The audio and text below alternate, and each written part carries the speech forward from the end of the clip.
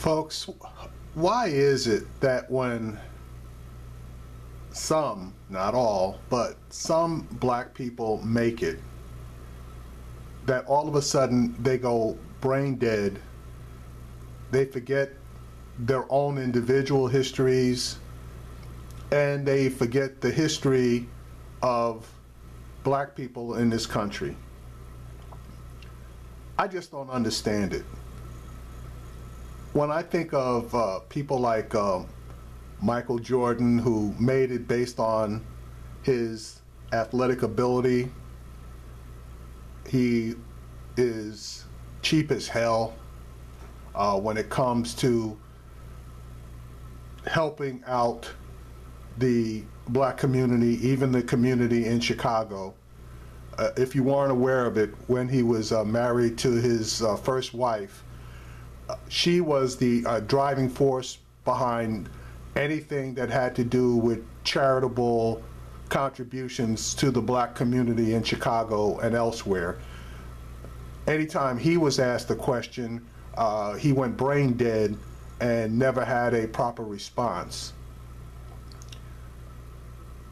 It kind of made me happy after I thought about it over a long period of time that his wife, or ex-wife now, was able to take him to the cleaners, because yeah, he did earn every dime that he received, and he got a lot more money from his basketball shoe endorsements and his undershirt endorsements than he made from basketball. The guy is pretty much close to a billionaire. I think his net worth is about $800 million plus. And that's after the divorce settlement that he made with his ex-wife. But this was a guy who came from obviously very, very poor surroundings, poor upbringing, and because, again, he was a basketball talent prodigy that we may never see the like of again, he was able to capitalize on that. But once he started making his money, for some reason other than his parents, and not even so much them, because he didn't jump them up into the lap of luxury, to be honest with you. He basically turned his back on the black community. He never made any type of a statement that would do anything at all to diminish his public persona and his ability to generate income from doing commercials and being a proponent for products. But that was Michael Jordan. You look at a person like Clarence Thomas, who also came from a meager beginning, and through the grace of God was able to hone his mental faculties to the point that he was able to attend excuse me, one of the best colleges or universities in the country, obtain a degree, and then rise all the way to Supreme Court Justice. But again, this is another guy who forgot where he came from, especially when it comes to delivering justice, and I'll say it specifically racial justice, from the highest court in the land. This individual is on record as being the most conservative Supreme Court justice in history. This guy is more conservative than Antonin Scalia, and now he is the leading conservative on the Supreme Court, and has one person who is following directly behind him, Justice Samuel Alito. But if you're going to the Supreme Court and you have an issue that has anything to do with race, you are guaranteed at least one no vote and that no vote is going to be from Clarence Thomas. Now, the second one will probably, again, be from Alito. And if you doubt what I'm saying, just look at the most recent Supreme Court decision regarding a black man on death row in the state of Texas who had his death penalty phase overturned by the Supreme Court in a vote of 6-2. And I did a basic video on that one. The 2 votes, and it was clear to the 6 people that his due process rights had been violated in the penalty phase of his trial, based on a statement from a quote-unquote defense witness that black people are more prevalent. And in this particular case, this guy was absolutely more prevalent to commit a serious crime because he was black. Somehow, Mr. Thomas was not able to comprehend that particular statement as being a racist statement and against the Constitution. Fortunately, the other 6 judges were able to understand it, and they ruled in favor of that particular defendant. Now, he's probably going to get the death penalty anyway, but if you're going to take someone's life, you should at least do it legally.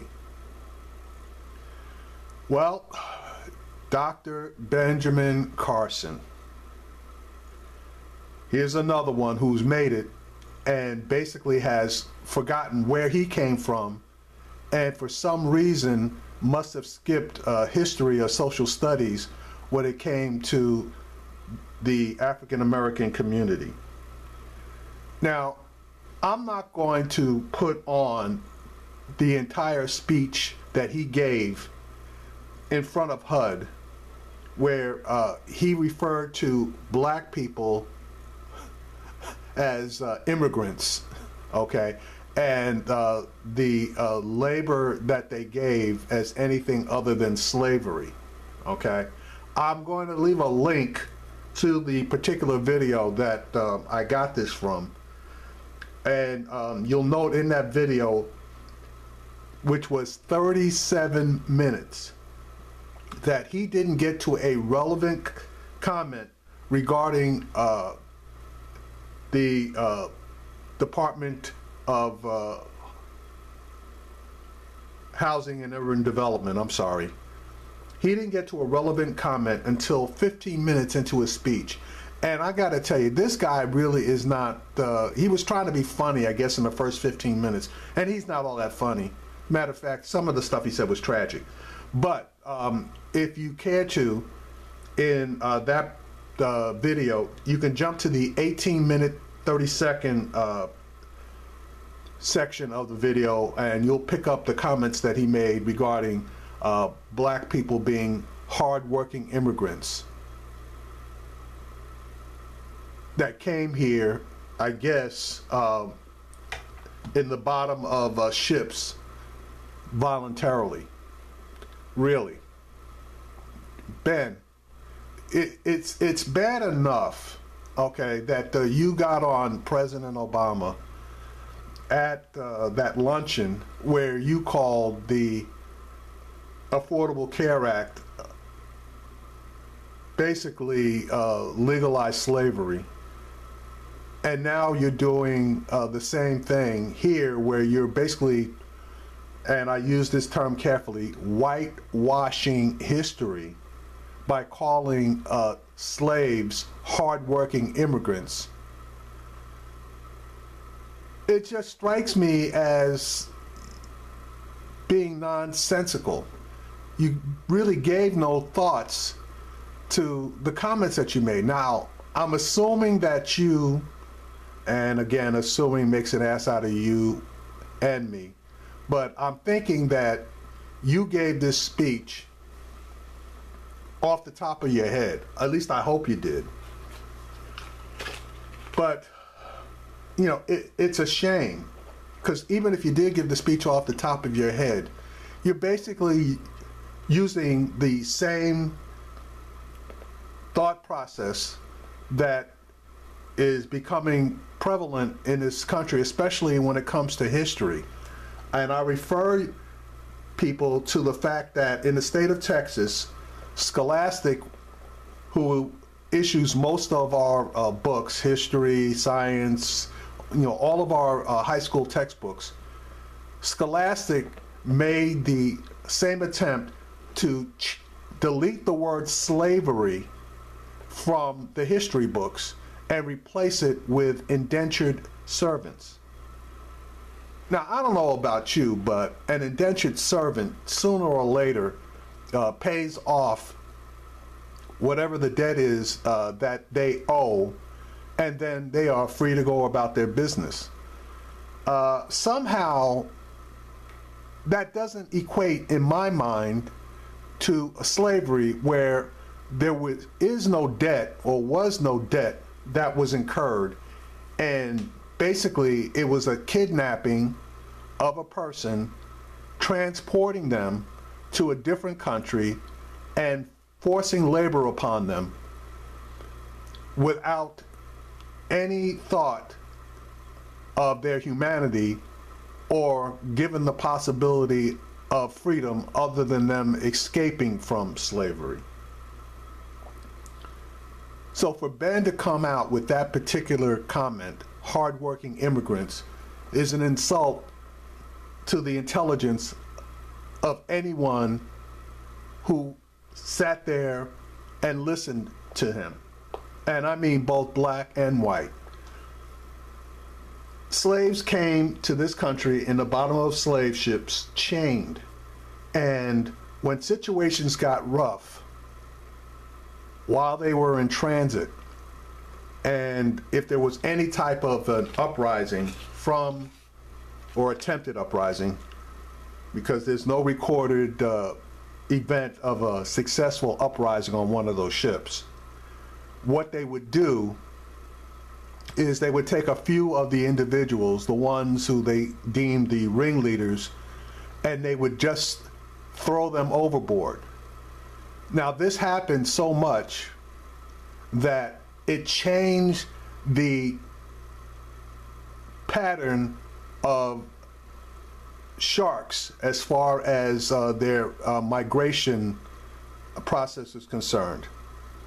So if you really want to know where the term shark bait came from, I just gave it to you. Dr. Carson, you have to be one of, I don't know about the most, but one of the most unqualified individuals to ever run a government department of the stature that you have been given. You have no idea about housing and urban development. All I've ever heard you talk about was God this and God that, and give us medical gobbledygook about surgeries in the brain and this, that, and the other. That in no way qualifies you to run this department. And in your own words, when you, I believe, were offered Health and Human Services, you turned that down because you felt that you were unqualified for that. Well, hell, if you're unqualified for a position that has to do with health and you're a doctor, how much worse is it for you to accept a position that has to deal with housing, which you know nothing about because you never lived in public housing, and urban development, which you've never been involved in urban development? I'm just sorry. This individual is number one, the wrong man for the job. And what he should have done when he retired, he should have went to seminary school, built himself a church, and started preaching there, because that's basically all that he's done as far as I'm concerned. He has not, in my opinion, benefited the African American community directly, and as a matter of fact, with a lot of the comments that he's made and his support, and I will go on record as saying I am not and never will be a supporter of Donald Trump, but his support of Donald Trump, especially after Trump disparaged him in such a meaningful way, just tells me that his thought processes in anything other than the medical field, and specifically pediatric surgery, leave a lot to be desired. Now, it was so bad that people must have pulled his coattail, because he shares a website with his wife on Facebook, and shortly after he made these comments, he made an attempt on Facebook to clean it up and properly state the record as far as black people and slavery are concerned. But again, that was cleaning up a self-inflicted wound, and more than likely he started seeing the negative comments that were being made on Twitter and had to rethink his position because of the firestorm that he was starting. Anyway, Dr. Carson, you know, you're in the position. I don't really wish you any harm or lack of success. I hope you are very successful in accomplishing something meaningful for the people of this country. And I'm going to be a little selfish by saying that I hope you can accomplish something for the black people in this country, because God knows that we could use a little help. We'll see.